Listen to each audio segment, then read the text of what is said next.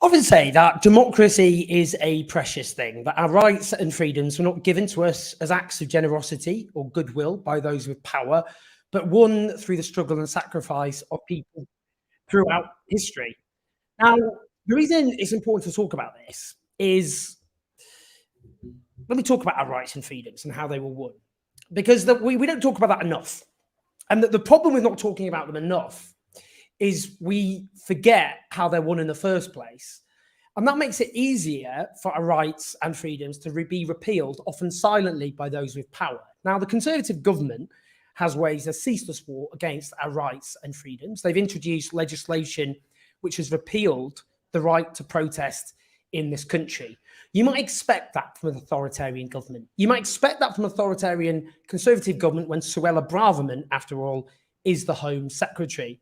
What you might simply take for granted is that if the Labour Party has the ability to stop an authoritarian Conservative government introducing a tax on a right to protest, then they may actually use that power. I'm afraid to say that's not what happened.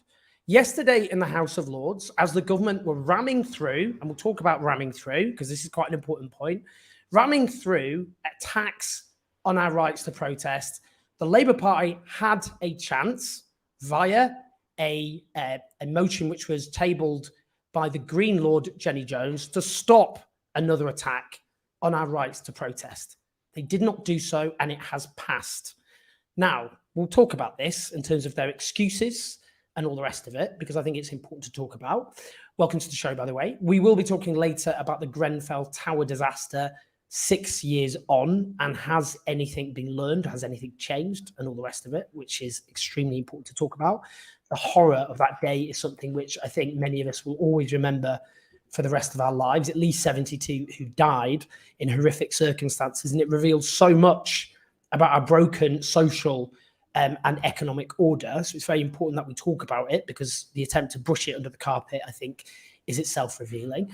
Do like and subscribe. You can support us on Super Chat. I will read out everyone at the end who does Super Chats, and I will put the Super Chats to our guests.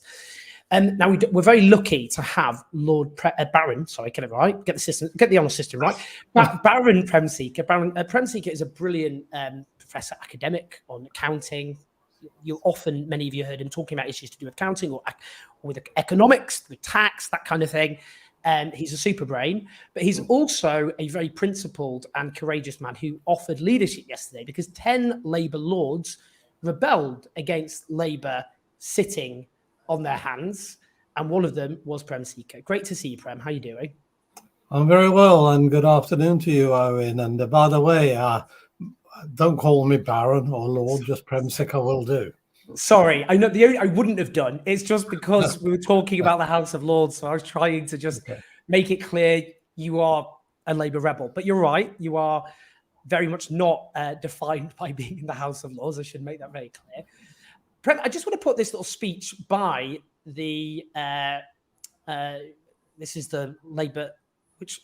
I'll just put this. This is who was the Labour Lord who did the speech? I should have checked this. Vernon Coker. That's right, Vernon Coker. Let's just hear from Vernon Coker. He used to be a Home Minister. I think he was actually in the last Labour government in the Home Office. Let's just hear his excuses, and I want to hear what you say. We will abstain, as I say, on the fatal motion. We will not block this legislation. So let me be clear to those who keep asking me whether the official Labour position, His Majesty's opposition position, is to block the bill. We will not do that.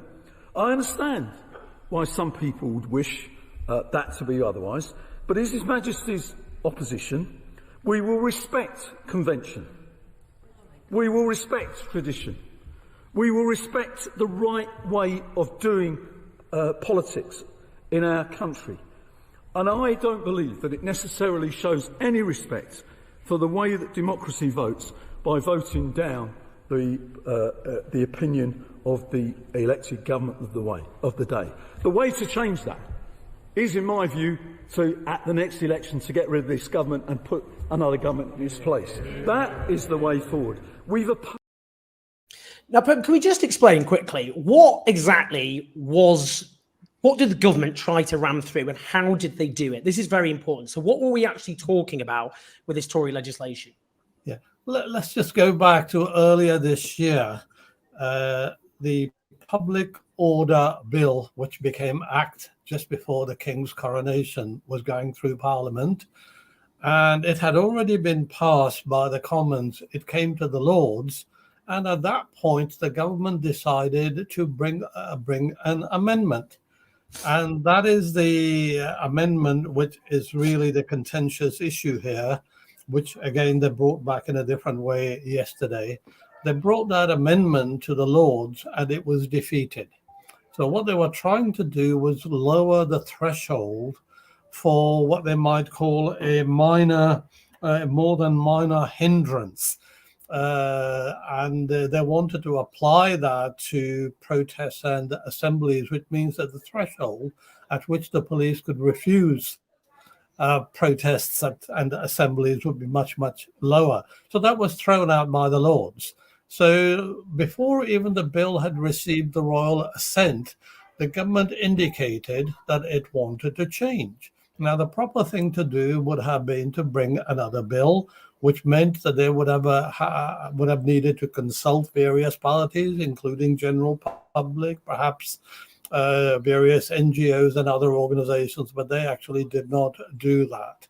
So they brought this statutory instrument. Now, they didn't bring a bill. They actually brought a statutory instrument. Now, things with statutory instruments is that they're really a bad way of making legislation. They generally clarify the laws. They do not create any new primary laws. So what this statutory instrument, which was brought to the Lords yesterday, it created primary legislation. Indeed, it brought back the very amendment which had been thrown out by the Lords. And the Constitutional Convention is that if an amendment or a bill is introduced in a House first, in this case in the Lords first, and Lords have thrown it out, it could not be taken to the Commons because in a legal sense, it doesn't really exist. So they basically brought in that rejected amendment through the back door of a statutory instrument. Now, statutory instruments can't be amended in Parliament because that is the way the whole system works. And they basically rammed it through. Now, Labour's position on it is quite interesting. In the Commons, they actually opposed this statutory instrument, knowing that they would actually lose the vote because of massive government majority.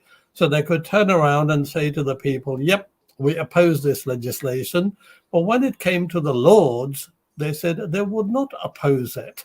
And they simply wanted to table what they call a regret motion, which is saying, tut, tut, tut, we are not happy about it. But the amendment, the statutory instrument or change to the law went through.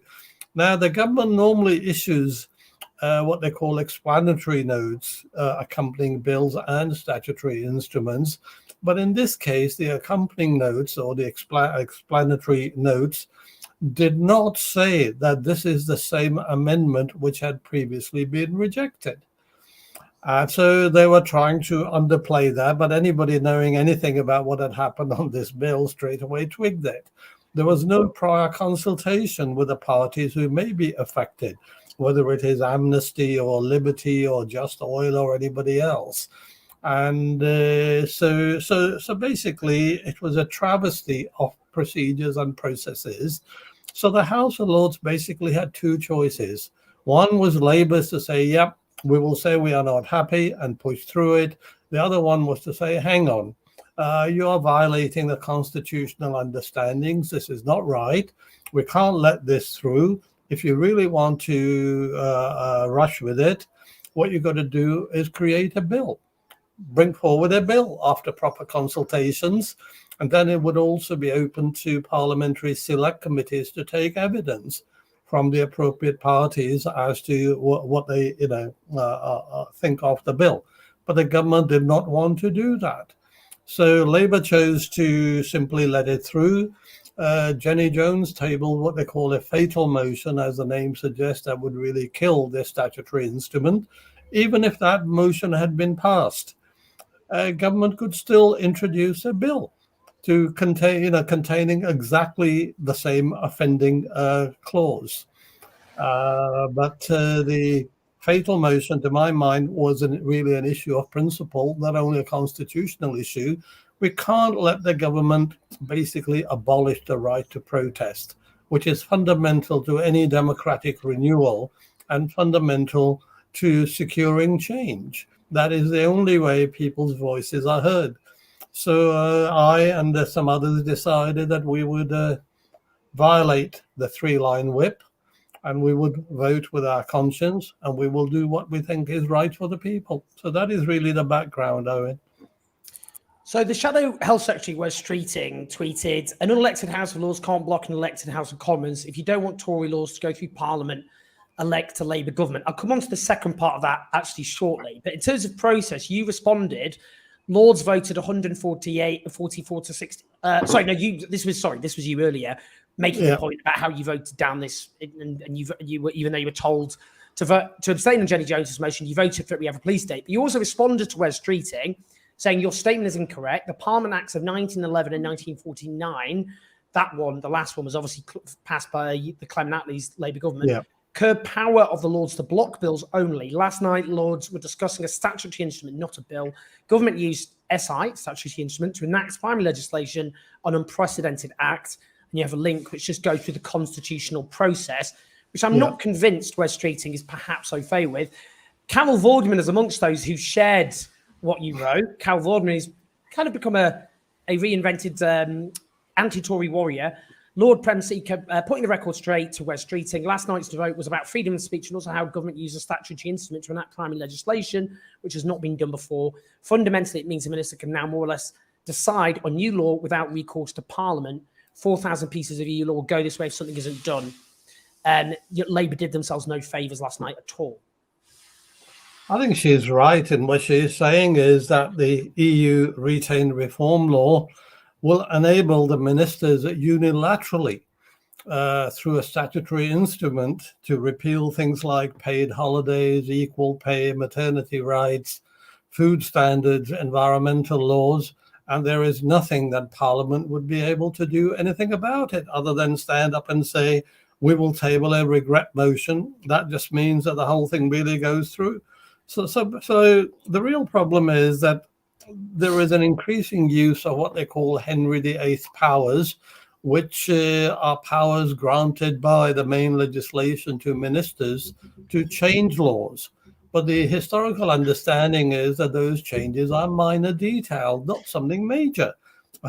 About whether you will get paid for your holidays and whether you will get equal pay, and whether you'll be able to whether you can say, well, we don't in this country want chlorinated chicken or beef full of hormones. All those powers basically are centralized now in the hands of the minister. And our constitutional system is broken. Our system of government is broken. And all this has happened while people are looking at what this government is doing. So our parliamentary system is not really working very well. I mean, the second part, which is what I was going to object to as well, of what Wes Streeting wrote, which is if you don't like these Tory laws, then you need a Labour government elected in the House of Commons. I mean, the problem with that logic or that argument is Labour haven't committed to repealing this law. In fact, Keir Starmer publicly said that they wouldn't be repealing this law. So it's not exactly as though, well, you might be gutted that we didn't stop this in the House of Lords. Here's our reason why: democratic supremacy of the House of Commons over the House of Lords. But don't you worry, if you elect us, we'll simply fix the problem. But they're not committed to doing that. So what actually happened last night, as things stand, was a last-ditched attempt to save rights and freedoms which neither of the main parties is committing to retaining. That's the problem. Yeah, I think you're right. And that is a matter of concern.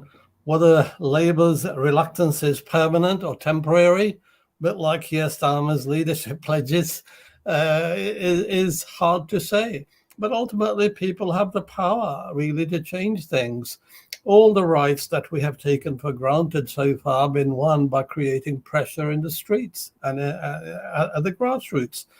I mean, our parliamentary system generally tries to enforce a status quo. It does not really give people rights until it is felt that things have got so far that they threaten the privileges of the elites. That was the case, for example, in the struggle over women's rights, gay rights. That was the result, that was visible when people demanded equality, racial equality, gender equality. That is what happened when women at Dagenham campaigned to get equal pay. So our history is littered with examples where Parliament resists giving people rights and is ultimately forced to make some concessions. Again, I use the word concessions because those concession means something can be withdrawn. And that is what we are witnessing now, that the rights which have been secured after decades and decades of struggles are just sort of being extinguished. So what we need is permanent emancipatory change. And people have the power, whether they take to the streets, whether they write to MPs, whether they use oratory, music, theatre, songs, write leaflets, or appear on a show like this. So people have many means of ensuring that we remain a free and progressive society, and that is what people need to do. And just finally, Prem, since I've got you here, given you're an accountant and very one of our most fluent and articulate commentators on all things to do with the tax systems and so on, just very quickly, where do you think we're at in terms of Labour tax? How hopeful are you in terms of a next Labour government? I think on many issues there is little to choose between Labour and the Tory, to be honest. Labour has said it doesn't really want to borrow a great deal, which is kind of interesting, because if you look at the post-war economy, the Attlee government you referred to earlier borrowed up to 250% of GDP in order to lay the foundations of the prosperity that came afterwards. And it seems to me now, when Labour is saying, like the Tories, borrowing is bad, now, of course, we can question those things about what do they mean by borrowing. For example, our public debt includes about £1 trillion of quantitative easing, which is really not really debt in any way whatsoever. But even if it was, question then is, how is it going to build prosperity? So Labour has ruled out borrowing money. It doesn't want to increase the corporation tax rate. It doesn't want to increase the capital gains tax. It does not want to increase the wealth tax. Does not want to levy, indeed, any wealth taxes. So basically, these are the policies of the Conservative Party. And the result is that you find Labour policies don't really stand up to scrutiny. You can't have £28 billion of green investment if you're not going to borrow, not going to raise taxes from some sections of our society. You can't redistribute income and wealth if you're not going to use tax as an instrument for that. So I think in the last couple of weeks we've seen Labour policies have unravelled, and Shadow Chancellor Rachel Reeves has said, oh, well, we didn't really mean starting with 28 billion if we come to office. It would be halfway through that term in Parliament, which really means is that the claims they have made about giving the country clean energy are no longer really valid. Claims about creating jobs in the Midlands and the North East, claims about investing to rebuild the economy, many of those things are really questionable. So basically, they are developing policies which don't really stand up to scrutiny. And the main reason is that they have basically silenced dissent. Anyone who disagrees with the leadership soon finds that perhaps their whip is withdrawn, might happen to me as well, or perhaps they are deselected if they are in the Commons, or perhaps they are just expelled from the party. And that means you end up creating policy in an echo chamber, whereas really, if you want good policies, you need to have a pluralist platform. You need to bring the critics in so that you can ask the most awkward questions. And that is what happened when I was working with John McDonnell and Jeremy Corbyn some years ago. And when I helped them to develop policies, and we had groups And those groups which I formed included people from different political backgrounds, some from business, some from the academy, some from the world of law and other areas, so that we could knock about ideas and see that eventually what we come up with would be robust and would be deliverable. But at the moment, policies just fall to the wayside. It is not just about tax. You look at the Labour U-turn, for example, on tuition fees. And now they're suddenly talking about childcare policies being reversed as well. But they've been looking at it for 3 years. What did they actually do in those 3 years? So maybe rest I will try to write about soon. A damning summary, but nonetheless a fair and accurate one. Prem, I have to say, given the fact you are one of the leading experts in the entire country on issues to do with tax, the fact that they're not listening to your own prescriptions, I think is itself revealing. But honestly, such an honour to have you. Again, thank you for being one of the few Labour lords who actually stood your ground and offered leadership against Tory attacks on our rights and freedoms. And it was great to have you speak to us today. So thank you so much, and I hope to speak to you soon. Thank you, Owen. Pleasure to speak to you. Okay, take care. bye-bye. Take care. Bye-bye. Great stuff there from Prem as always. We've got just quickly before I talk about our next subject, just some of the comments coming in. David Barratta, the line between Labour and the Tories has eroded. So what hope is there in a Labour government? How do we defeat the right-wing neoliberals that run Labour should they win? It's a very good point. It's certainly going to have massive fights on our battle when fights on our hands when Labour are likely to win the next election because of Tory self-immolation. Tad Cantwell, it seems to me since Brexit, the parliamentary norms have been seriously eroded and won't stop until it breaks the point. It has to be fixed. Yeah, and I think there's a strong argument since Thatcher you've seen an erosion of parliamentary norms. New Labour, I have to say, part of that as well. People say we have an elected dictatorship. It's interesting how all the systems where you have a single chamber like New Zealand have better checks and balances than the one we have where we have two chambers. David McGuinness, Starmer's the new Bojo, a compulsive liar. Well, we're not allowed to say that, are we, David? Because we're allowed to say that Boris Johnson is a liar, which he is, clearly. He lies as easily as breeze. But it's not the same when Keir Starmer lies. And we're not allowed to say that because sensible, moderate, liberal people, as they describe themselves, have decided that lying only matters when the Conservative Party does it, and it's absolutely fine when the Labour Party do it. So we're not actually allowed to talk about it, I'm afraid. And given how authoritarian the Labour government are, they'll probably just ban us from talking about it when they come to power anyway.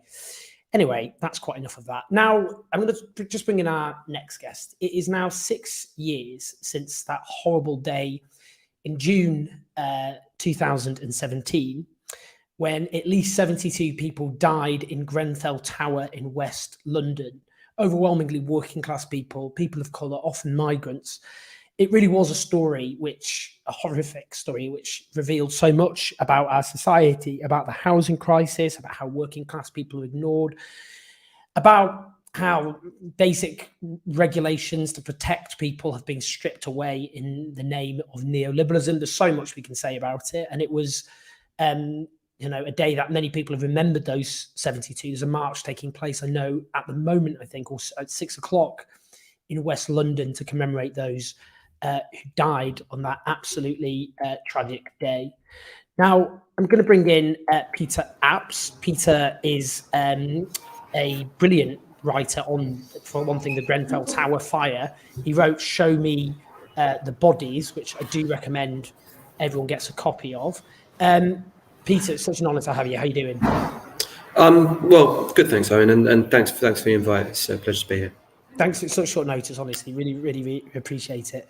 I think just 6 years on, because, there are lots of politicians and people of all stripes who will talk about the tragedy of Grenfell Tower and obviously the human disaster, the scale of 72 people at least that we know of who died that day. But just more broadly, what did that specific disaster tell us about, for example, the nature of the housing crisis in Britain? Because it was a very extreme and horrific example, but it said something much wider. And I just wondered if you could just, what the kind of key lessons that's so important that we always remember about that day.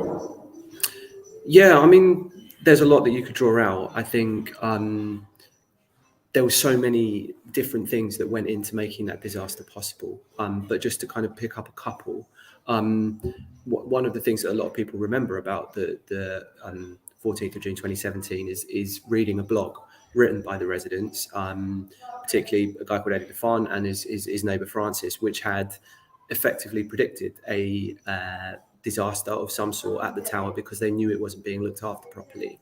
And what's emerged in the years since is their regular, they and others as well within the tower and within the community, the regular, really consistent attempts to try and get their landlords, Royal Borough of Kensington and Chelsea, to take their complaints seriously. But the fact that they had no power, no standing in that system in order to really get them to listen. And I think that that's something that's reflected in other social housing blocks where there's maybe not as serious issues as Grenfell Tower, but there are really serious issues with disrepair, is that people know about that. They know that it needs to be fixed. They probably have some idea of how to fix it, but they have no power to make their landlord act. And unfortunately, 6 years on, that's very much still the case. I think also that just a simple question of funding. I mean, the one of the, everyone obviously knows about the cladding at Grenfell Tower, but one of the other major issues was the fact that the fire doors didn't self-close, or too many of them didn't self-close, so that the smoke spread very quickly into the stairs and stopped people escaping. And it's come out since the London Fire Brigade had warned the council that there were self-closing devices missing, not just in Grenfell, but in other tower blocks in the borough. And a programme of £500,000, which in the context of a borough's housing budget isn't a huge amount of money, was just deemed too expensive. And so that those repairs, even though they were always life safety critical repairs, weren't done.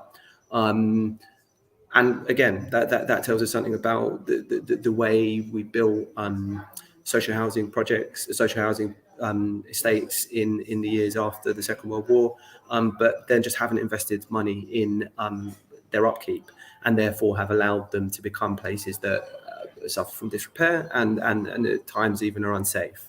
That's been a choice, and it's been a choice about where budgets go and where priorities are.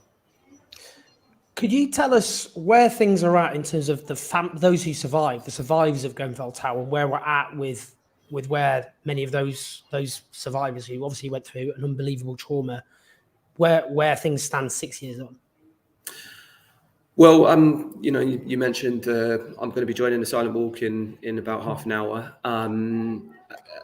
The anniversary is a really difficult time, I think, for anyone connected to this disaster. And I think particularly this year, it feels like it's been such a long time. And so little has changed. I think many of the things that I wrote last year and the year before about how there hasn't been enough progress removing cladding from other buildings, we haven't fitted sprinklers, we haven't worked out evacuation plans, we haven't implemented the recommendations from the first phase of the inquiry yet, are all just still true. A year has passed and none of those things have got any better.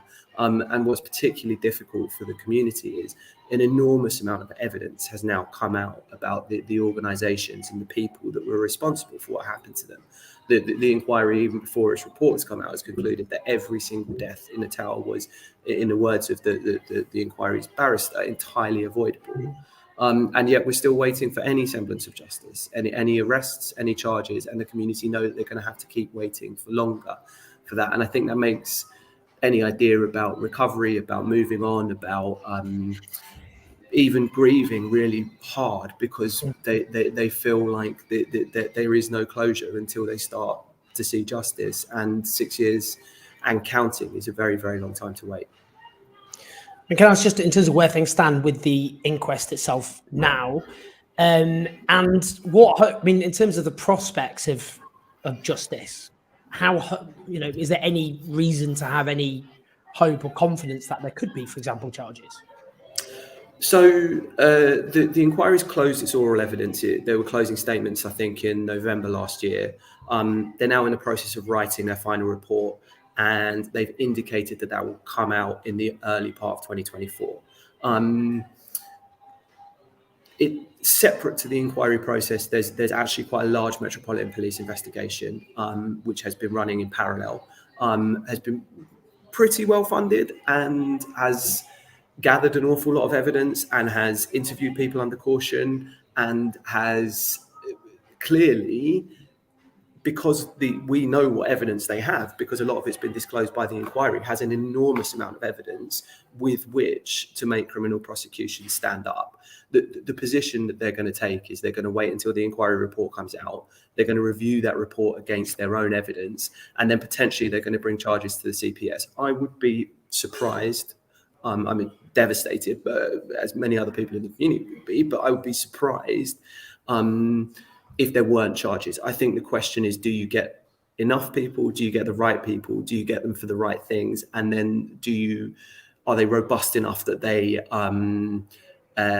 manage to stick as the kind of difficult legal process develops? But I would if nobody is charged for this, then something has gone desperately wrong, because the evidence is not only clear, it's in the public domain now. In terms of just housing, I mean, you're inside housing, which is the definitive publication when it comes to all things to do with housing in Britain. Is there any sense of optimism of things changing in terms of because we have a very acute housing crisis, but in terms of the lessons of how this disaster unfolded, has there been any meaningful changes and any prospects of that? I mean, obviously we've got a Conservative government. Do you see anything from Labour in terms of what they're offering, which meets some of the demands that have arisen from this disaster? Specifically about Grenfell and the sort of building safety crisis which has emerged in the years since, there's bits. There are bits. It would be wrong to say that nothing's happened. Almost everything came with a fight. Everything came with people having to push and argue and lobby for the small bits of change that we have seen. There's been some progress getting cladding off buildings, not enough. It's not fast enough. There's still too many out there, but some buildings have had recladding work done, and that's ended up being paid for through central government money in some instances. There's some steps towards getting developers who built these buildings to pay for the work to fix them. There is now, and this took an awful long time and a lot of effort from bereaved and survivors to lobby for, but there is some better regulation of social housing providers, and if they're failing, they can be held to account in ways which they didn't used to, thanks to some laws which only came into force a couple of months ago. But fundamentally, the conditions which allowed Grenfell to happen still exist in other buildings around the country. Residents still have very little voice, very little power, and I don't know what the Labour Party, Keir Starmer's Labour Party's position really is on building safety. They made a big promise about building more social housing at the last party conference, but have gone quite quiet on that since. They've talked quite a lot about mortgage guarantee schemes and changes to the planning process, but when they talk about housing now, social housing doesn't seem to feature so much, and building safety certainly doesn't. So I saw Keir Starmer and other members of the party today tweeting their messages of goodwill towards the community and people who've suffered. But I think that people would probably rather hear that they were putting money into sprinklers and they were going to get cladding off, and they were going to make sure that organisations that had sold it would pay for it and that sort of thing. So we'll see. I think it has been possible at times to put pressure on governments in order to get action, and arguably that would be more true of a Labour government because of the people who vote Labour and the areas that they would represent, and probably have more people who are affected by these issues, and therefore they'd be more vulnerable to that pressure. And that's probably the best reason to be optimistic that they might do something on it. Pete, I really appreciate you taking the time at such short notice to have a chat with us. Do make sure you'll get a copy of his book, Show Me the Bodies, which is has been extremely well received. I know you're going to join now the vigil or the walk. It's the walk, isn't it? Silent Walk, yeah. Silent Walk, 6 years on. It's obviously short notice for those who aren't near West London, but that is going to be taking place to remember those who died, and to make sure that the legacy of obviously a horrific tragedy is that things have to change. And that will only come through collective pressure and, again, listening to the voices of those affected. But Peter, honestly, really, really appreciate it. And yeah, speak soon. Take care. Thanks for the invite. Cheers. Take care, See you buddy. soon. Brilliant stuff. And I'm sure, all of us remember that day, back in June. I remember getting the notification of what had happened and the utter horror and the way that community was devastated. And again, that point about how working class people are ignored in our society, because the Grenfell Tower community warned exactly what would happen. It wasn't a disaster which came out of nowhere. They warned what happened, but they were listened to because working class people are ignored and demonized and marginalized in our society. And the consequences in part of that were fatal. And, Friedrich Engels spoke of Friedrich Engels, who of course was the associate of Karl Marx, a writer in his own right. He wrote of something called social murder, which I've written about before myself, quoting Grenfell Tower. If I can just bring up, actually, see if I can quote him directly. He said, if an individual injures a fellow human being and causes death, that was manslaughter. When the assailant knew in advance that the injury would be fatal, we call his deed murder. So why was it different, he was asking, when society places working class citizens in such a position that they suffer too early an unnatural death by imposing conditions on them in which it knew death was the inevitable consequence. And I think that point about social murder is not something we should be afraid of talking about, not just in the case of what happened there, and others would point to the pandemic as well. Anyway, look, I just want to say thanks to Prem and to Peter. Just want to, before I end, let's try and just talk about something else, shall we, before we wrap up. Do you know, I'm going to do a little tribute to Nadine Dorries. She's hilarious. She's funny. Makes me laugh. She's just chaos. I can't dislike her. I've tried. There's something very camp about her. I think she's one of the campest mainstream politicians I've ever come across. Nadine Dorries basically is just on the absolute rampage at the moment because she wasn't given, she wasn't allowed to join the House of Lords, and she's been doing a big thing about how two privileged boys have prevented a working class woman from going to the House of Lords. It's somewhat aligning over Boris Johnson's own background. She keeps going on about how he's a scholarship at Eton. He's from a pretty privileged background. I think we'd all agree. Anyway, she's now just on the absolute rampage. She's refusing to resign her seat just to draw out the pain for the government. The report into Boris Johnson misleading Parliament deliberately has been signed off by the Privileges Committee. Now, Boris Johnson's gone, oh, I'm the victim. Oh, they're all out to get me. It's a conspiracy by people who hate Brexiteers. I mean, Rishi Sunak is a Brexiteer, probably more authentic a Brexiteer than Boris Johnson, given Boris Johnson doesn't believe in anything apart from himself, and wrote 2 columns, one supporting Remain and one supporting Leave. I've made these points before, but it's worth just repeating. And the Privileges Committee, a majority of them are Conservatives. The points that it will make is that he claimed that he'd been assured that no rules had been broken in the House of Commons, and the evidence suggests that is absolutely not the case. There was no evidence whatsoever that he was ever assured by anyone that those rules were abided by, which is obviously self-explanatory. I guess we've now got to the point where you've got a range of MPs, including Conservative Brexiteers on a committee, who've clearly concluded that he deliberately misled the House of Commons. And you've got Boris Johnson, who's a terminal liar, whose entire career is just defined by dishonesty. Wretched dishonesty. But it'll be interesting to see exactly what it says, even though I think we've got the gist, because he's resigned in a massive huff.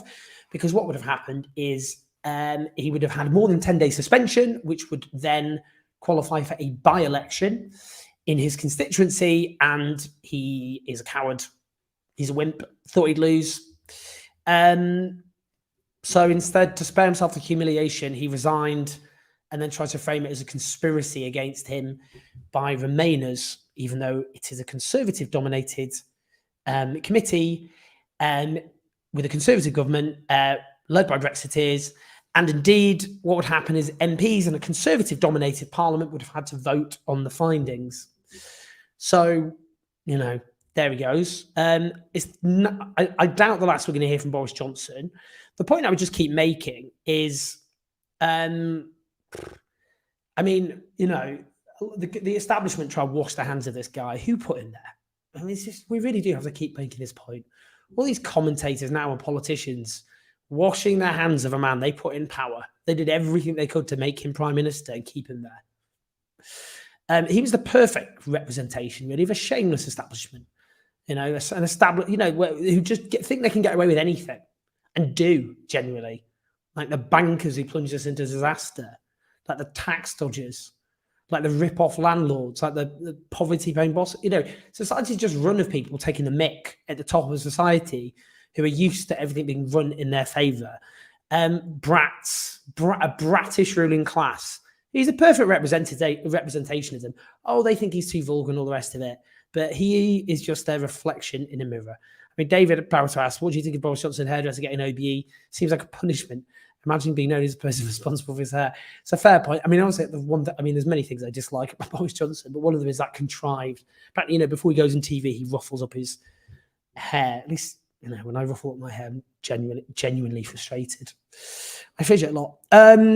David Cameron also gave his hairdresser an OBE, so I don't know if it's like a thing Conservative prime ministers do. Did Theresa May give her hairdresser an OBE? I don't know. She actually probably had the best hair of all of them. Yeah, niche topic there, but yes, good. I mean, yeah, I suppose you'd probably be annoyed if you were the hairdresser because I mean, that was part of his image. I think this is worth talking about because he had this clearly manufactured image. And the likes of Have I Got News for You played such, they really did. I know some of you thinking, oh, you can't blame Have I Got News for You for this. Oh, I can. Oh, no, I can. It's just this kind of like slightly smug, centrist dad kind of TV show, really, isn't it? I say that. My parents were not centrist dads and they loved it. I used to watch it every week on a Friday. But it's just the way they helped build him up as this kind of amusing entertainer he could laugh with. Boris. You'd call him Boris from then on, wouldn't you? And it was all, you know, he ruffles his hair. He's silly. He speaks Latin. Blah, blah, blah, blah. And, you know, that helped launch his career. You know, it was a reality, you know, but it wasn't reality TV, but it's kind of, you know, that kind of direction. Yeah. And I just think, you know, the way you know, that's how consent is partly manufactured. You get these odious characters who are partly created by our media organizations who then go, oh, look how awful they are. That's embarrassing, isn't it? Yeah, I think it's, yeah, people are saying, I blame Have I Got News for You too. I mean, whatever. I mean, as long as they had fun, as long as they had a laugh. I mean, I just think, I mean, you know, there's just a general problem, isn't there, of, you know, how politics is sometimes, you know, this was the problem with Boris Johnson for years. He was allowed to get away with things other politicians weren't because he was turned into a kind of jovial figure of fun. Oh, look, he's on a tripwire and it's broken. And it all became, the media just, became besotted almost with him, laughing along with him rather than at him. And that's why when Eddie Mair, do you remember Eddie Mair when he was standing in for Andrew Marr? He just went for him. He went through how he been sacked twice for dishonesty, how he conspired with he's on the phone to a friend talking about beating up a journalist, and just said, you're a nasty piece of work, aren't you? I mean, it was such a shock at the time because it was so out of sync from how much of the media treated him with kid gloves. And there we have it. Oh, at least there weren't any terrible consequences, though. Can you imagine? At least he didn't become prime minister and wreck the country. Another point I just want to talk about quickly while I'm here, actually, because it has annoyed me, is Labour just generally retreating. I think I've already talked about. I mean, they've watered down predictably their £28 billion a year green transition fund, which was actually the most exciting thing, or only exciting thing, that they'd offered, and they've sacrificed that on the altar of so-called fiscal credibility, and obviously in sync to vested interests who clearly don't want him to do that kind of thing.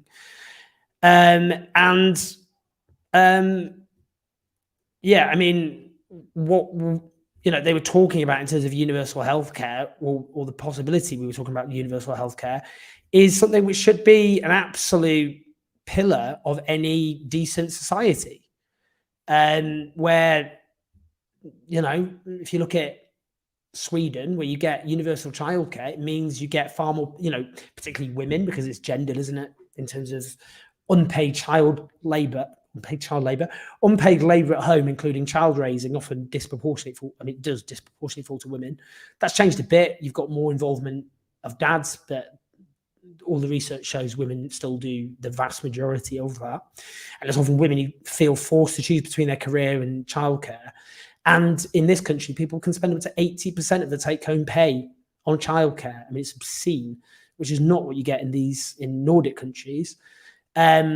I can just see here a researcher, associate professor of political science at UCL, Tom O'Grady, saying utterly depressing news and fundamentally bad politics.